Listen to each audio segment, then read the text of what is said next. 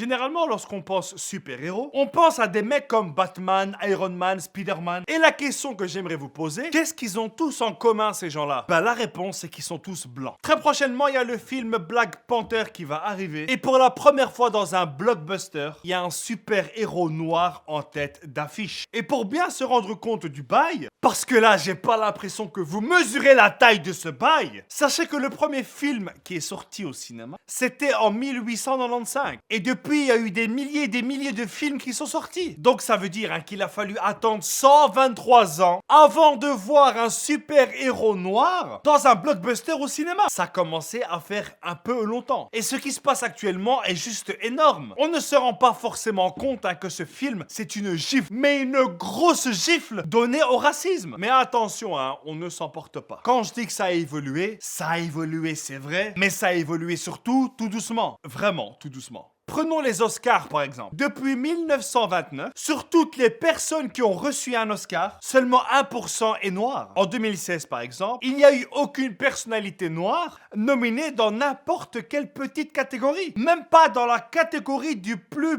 petit espoir de je sais pas quoi. Et même le conseil qui représente les Oscars, il est pas très mélangé. Sur presque 6000 membres, il n'y a que 2% de noirs. Je suis peut-être pas fort en maths, mais 2%, c'est pas grand chose. Et donc du coup, voir une telle affiche, c'est un pas en avant, un petit pas certes, mais un pas quand même. Et il faut le souligner. On le sait tous, les États-Unis montrent la tendance en termes de cinéma. Ils sont généralement en avance sur les autres pays. Et donc cette avancée américaine sera aussi, je l'espère, une avancée européenne. Parce que même chez nous, dans le cinéma francophone, les minorités, ça reste des minorités dans le cinéma. Regardez, je vais vous poser une question et vous pourrez poser la même question à vos amis. Et votre réponse sera Omar Sy et... Attends. Il y a aussi... Allez, le mec là qui... Vous êtes prêts? Donnez-moi maintenant 3 noms d'acteurs noirs français. Il y a Omar Sy et le mec là qui jouait dans...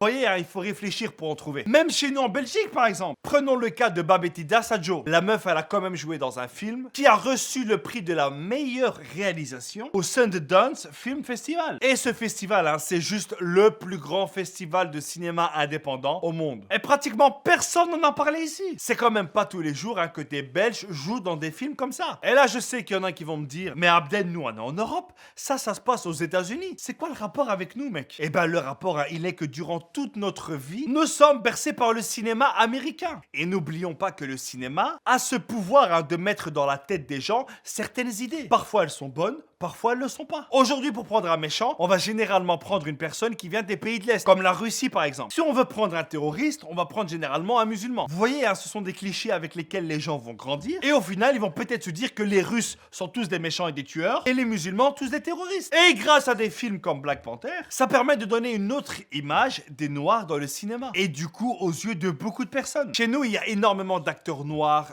arabes, asiatiques. Malheureusement, on ne leur donne pas assez de rôles. Et même quand on leur donne, ce sont souvent des rôles remplis de clichés. Et je suis sûr qu'en patientant, un jour, il y aura un super-héros arabe qui pourra sauver des gens, voler.